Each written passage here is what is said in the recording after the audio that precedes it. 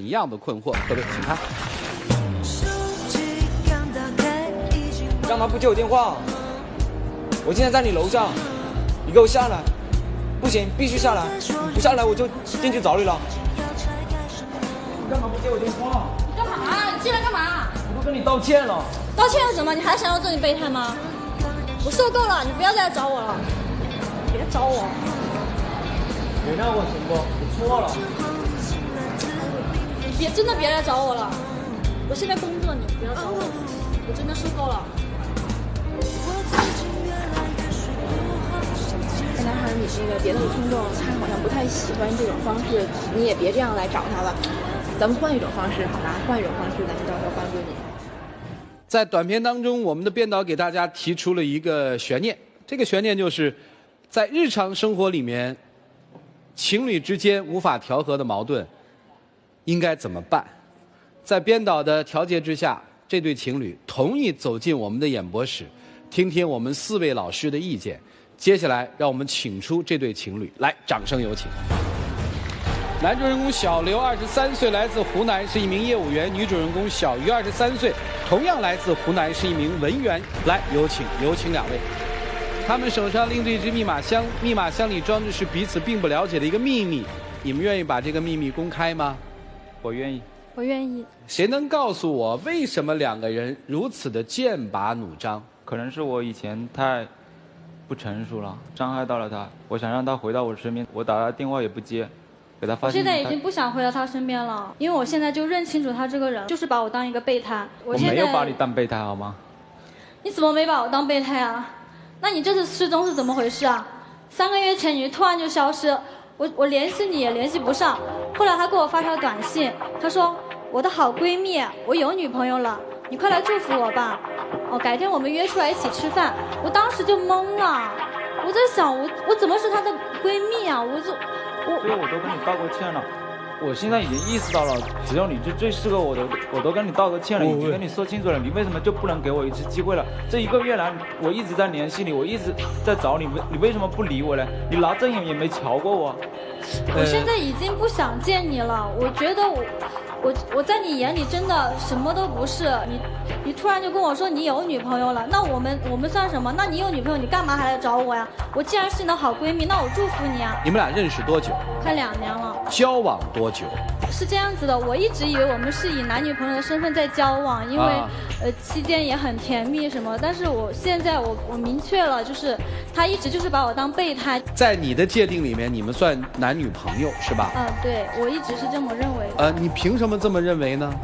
因为我们平常就是联系的比较密切，然后晚上睡觉之前他都会给我发短信说晚安亲爱的。包括有一次我们在湘江夜游的时候，当时就是看完烟花坐在江边吹风，我看到好多情侣就是依偎在一起，觉得挺浪漫的。我就主动靠在他身上，然后当时就也搂了我，然后亲了我。你说湘江那一次让我觉得气氛挺融洽的，我也再说那个时候你主动靠过来，我也不好意思把你推开，是吧？那你亲我算什么呀？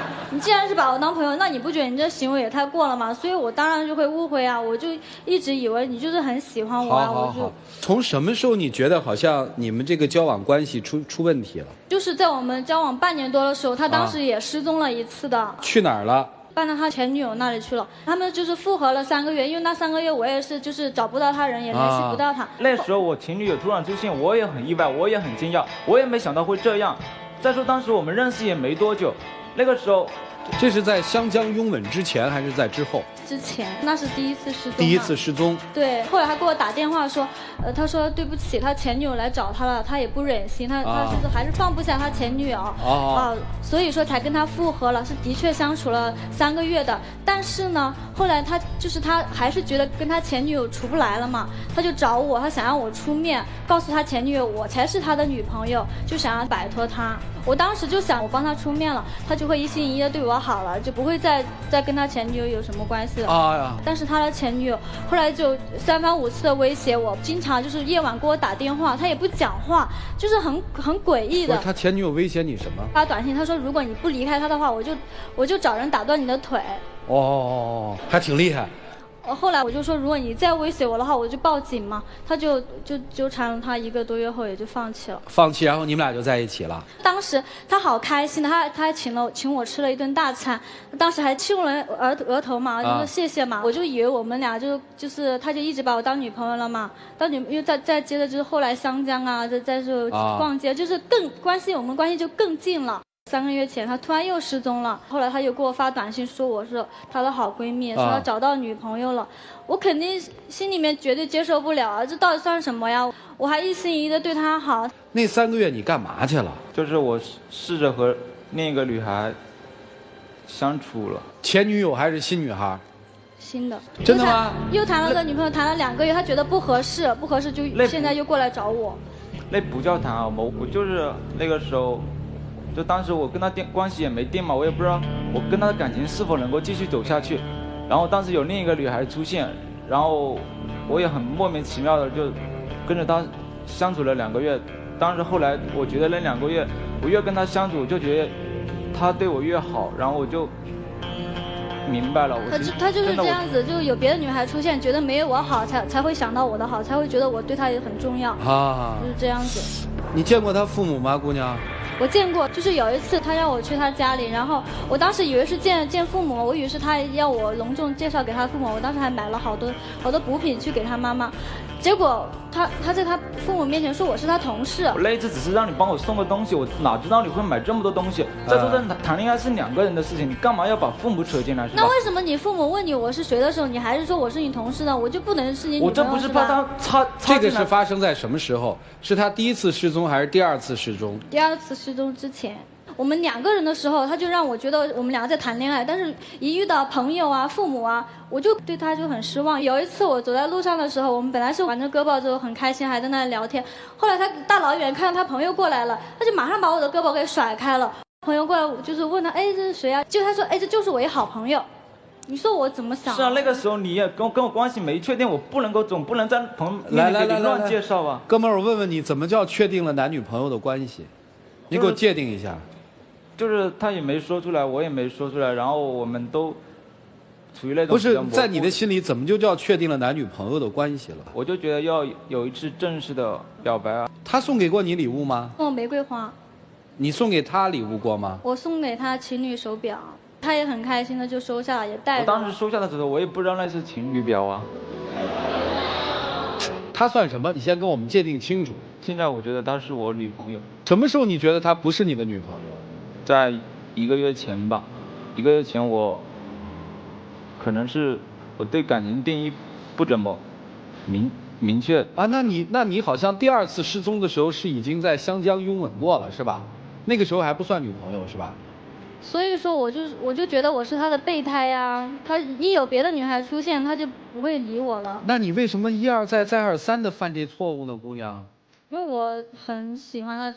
就是我不是你喜欢他什么呀？我没弄清楚。不是我没有说，他之前也对我挺好的，就包括晚上下班挺晚的，他都会老远的去接我。然后有时候工作压力大的话，他都会带我出去啊。就是还有也是有很多好的地方。所以这个暖男好像也不一定好啊。只是说他伤害了我2次嘛，所以我现在就一时也有点接受不了，就想看让他给我个说法。我弄明白了，其实他还是有大把希望，你还是蛮喜欢他的是吧？好了，我挺矛盾的。不用回答了。哎，你跟你前女友了断清楚了吗？我现在已经没联系了。我今天来鼓起勇气站在这，我就是想得到她的原谅。我现在已经明白了，了解了。我现在真的我不能没有她。好，麻烦你再把头抬起来，看着这位女生，你告诉我们，站在你对面的这位女生是谁？我喜欢的人，我愿意付出的人。什么人？闺蜜？女朋友？啊？女朋友？大声点。女朋友？这是你女朋友哈？你承认了哈？姑娘，站在你对面的这个男生，我们怎么称呼他呢？可以说我曾经把他当做男朋友，但是现在我还在就是考虑，因为我不知道还会不会有下一次失踪。明白了。好了，老师们，看看大家怎么帮助这对年轻人一起进入丘比特温泉。小伙子，你看你讲失踪就失踪，你把人家的爱情之火点燃了，你却突然失踪了，现在呢，他又稍稍的平静下来了，冷却下来了，你又回来了，又来点火了。一会儿让他心醉，一会儿让他心碎。小伙子，你知道这叫什么吗？这叫玩弄感情。今天赵传老师问你，你也大声说了是女朋友，但你前面分明说过是闺蜜。一个男人连女朋友还是闺蜜都搞不清楚，你是一个对爱情极不严肃的、极不负责的男人。我就特别想问一下这个男嘉宾，你现在说她是你的女朋友了，你知道你作为她的男朋友，你需要履行的责任是什么吗？照顾她，关心她，答应她的就给她办到。还有吗？你忽略了最重要的一点，就是专一。男女朋友之间不可以再有其他的暧昧，这是最主要的。但是我觉得你好像一直是属于那种跟各种各样的人在处理着各种各样的关系，一个、两个、三个、四个，可能还有很多你都不知道。所以可能你今天你是个备胎，可能他有好几个备胎，真的说不准。你看他啊，他是一个很安静的人。我刚才大概听了一下，大多数女生都主动跟他往他身上扑，所以他是一个不拒绝、也不主动、也不负责的人。你看他好像每次还很委屈，然后别人呢可能对他主动一点，关系走近了一点，他就对另外一个备胎说啊，我有女朋友了，再见。然后今天呢，你可能跟他好一点，他有可能跟之前那个女生就说啊，我有女朋友了，再见。所以他现在是一个连自己他的爱情观都没有形成的一个男孩子。所以他的这种不负责任，是因为我觉得他没想明白这个爱情这事儿，他不懂爱情之间是要有责任的。我今天并不相信你在这边说的什么你是我的女朋友我会对你好，我根本不相信，是因为你真的做不到。你对闺蜜的定义啊，是跟常人是不一样的。闺蜜你除了倾诉以外，你还可以亲，还能说亲爱的。所以我们不知道你周围有多少这样的闺蜜存在。但是两位老师已经说你太多了哈，我也不做过多的那个评价你了。但是关键是女孩为什么每次她都回来找你，这是你的问题。也可能她周围有好几个你这样的，去找的人都直接就对她拒绝了。而且你看啊，她消失这几次绝对是不应该是没有任何迹象，之间一定有一段感情发酵期的。这会儿你为什么没有察觉？说实话，我那个时候挺相信他的，就是在他没有失踪的时候，我没有去怀疑过那么多，而且我也一般都是很顺从的嘛。对，表面是你相信他，其实你过于相信你自己了。你觉得自己付出的所有一定会有回报的，一定他是一个感恩、会感动，并且能够同样对你的人。但是不好意思，你恰恰遇到了一个人，表面其实他是好像是挺无害的这么一个人，但是就是这样，他特别容易让女孩丧失警惕。所以你要警醒的是自己，知道自己应该做什么。这个人居然这么一直管你叫闺蜜，然后遇到朋友说你是他朋友，跟父母说你是同事，这你还能忍？这是原则性的问题。你要没有原则，不好意思，那只能让没有原则人利用你。张老师很善良，他说太年轻，不懂爱情。我也想尝试用这样的角度去理解。都说嘛，太年轻太天真嘛，人总会犯错嘛，不可以这样，不可以说不懂爱情不懂责任来规避自己的责任。首先是成年人吧，第二你可以不懂爱情不懂责任，你要懂基本的是非吧，这个不可以错过吧。你知道你最遭恨的是什么吗？你居然给人家发一个短信说祝福我吧，我结婚了，中国好闺蜜。你居然每一次说回家敲门你就能回家敲门，你无耻的太直白，你把这儿当旅馆了。你每次都装不懂什么叫亲额头，叫不是爱情的表示。情侣表我看不出来这是情侣表，这是人话吗？而且最讨厌的就是低着个头在那承认错误的样子，每次就是用这样的样子来模糊别人。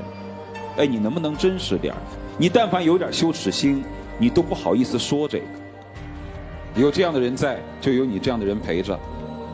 我不说了吗？女人呐，不要了温柔，丢了是非。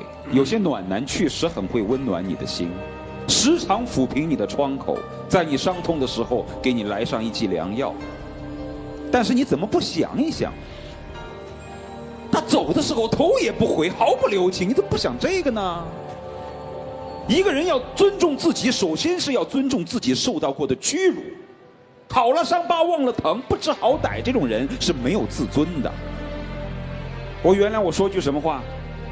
对于伤害的自己的人的原谅，1次叫同情，2次叫包容，3次就叫犯贱。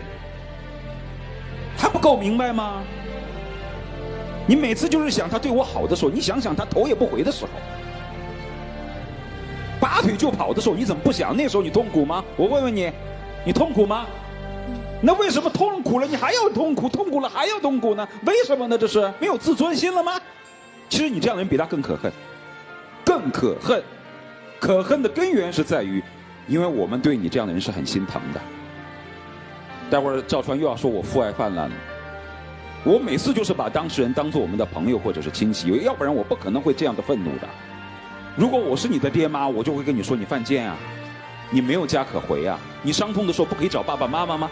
不可以找闺蜜聊一聊吗？就非得找这么个人啊？就没有人可找了，世界都不爱你了，你无处可去，没有人可以倾诉，必须要在他的怀抱里面抚平伤痛吗？一次又一次，一而再再而三吗？你没有家可回吗？我就弄不明白，我真害怕今天所说的东西再说多了也是没用的，待会儿你又转出来，我又被气得吐血。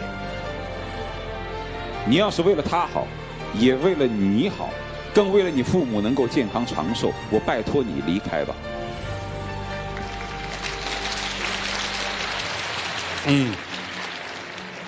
我从来不拦别人犯错误的，因为它是一个情感问题，让他自省去才有用。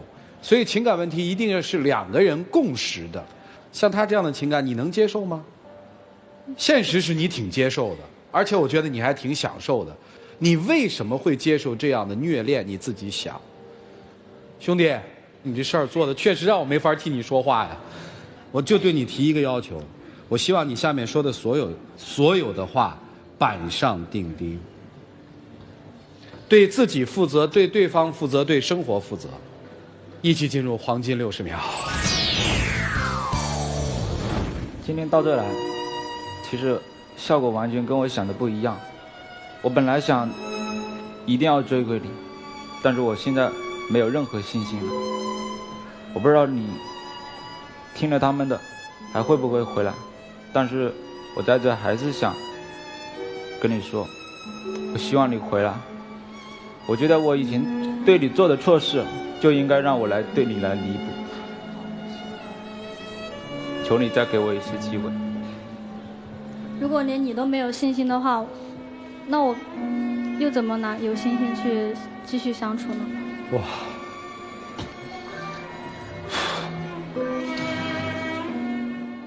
哎，你们俩换箱子吧。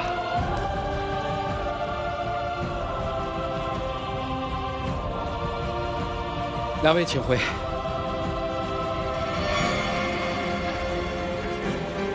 来，请关门。我们做个预测吧，我们预测一测他们的内心吧。因为如果从是非来说，已经非常清晰了。各位请拿起手里的表决器，觉得他们出来又在一起的，请选赞成；不能出来的，请按反对。各位请选择。好，就这个现场的观众，大家有70%的觉得他们还能出来，是吧？你别气了，哎呀，来，姑娘，你选的是不出来。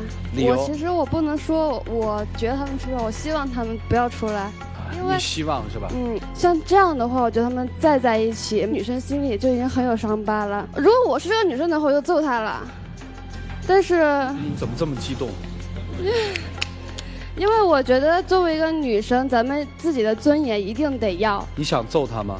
我却挺想的。那你去那儿揍他？我不好意思，我要当个淑女。啊，谢谢你，谢谢你，淑女。咱们的情感抒发完了，日子还得人家自己过，选择是人家自己的。我们来看看他们自己的选择是什么。5、4、3、2、1，请开门。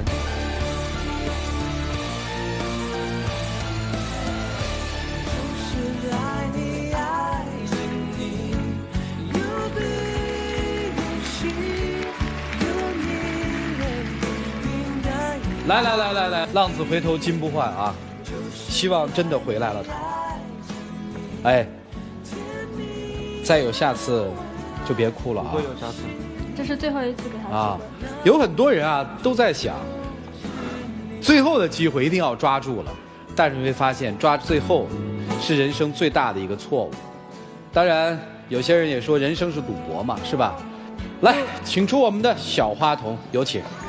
选择幸福，选择亚塞河来盼盼，盼盼到家，安居乐业。谢谢你们两位，谢谢你们两位。来，请回。智生活小人生，感谢科沃斯机器人提供的价值2580元的擦窗机器人窗宝730一台。我说一下这个订婚的道理啊，就是从今天开始，我们愿意相信你们把以前的一切不快和痛都抛到了脑后，从今天开始踏踏实实认真的谈恋爱，准备结婚，就这么个意思。接下来时间留给你们，各位，我们一起来见证一下这样一个男生的求婚礼吧。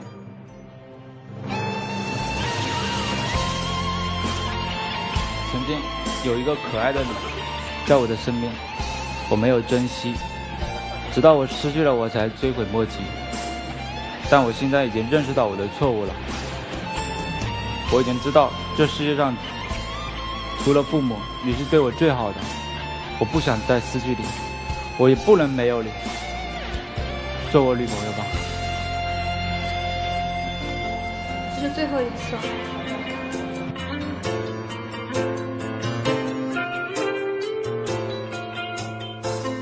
小鱼啊，我最后有一个忠告告诉你，就是看男人，永远看他做什么，不要听他说什么。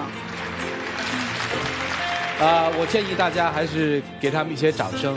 我愿意相信这个男生能改变，因为我真的不愿意看到这么可爱的一个女孩子又被伤害。